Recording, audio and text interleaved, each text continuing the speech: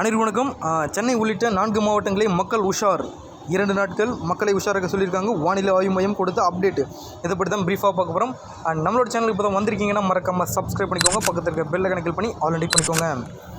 And முக்கியமான விஷயம், video skip பண்ண பாருங்கள். அப்போ தான் நான் சொல்கிற தகவல் உங்களுக்கும் சேரும்.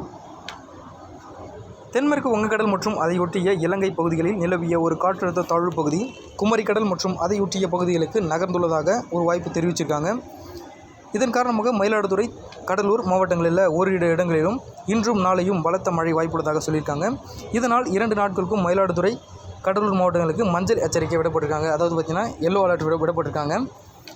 சென்னை புறநகர் பகுதியில் இன்று வானம் ஓரளவு மேகமூட்டத்துடன் காணப்படும் சொல்லியிருக்காங்க. நகரினுடைய ஒரு சில பகுதிகளில் மிதமான மழை பெய்ய வாய்ப்புள்ளதாக ஒரு கூடுதல் தகவல் சொல்லியிருக்காங்க.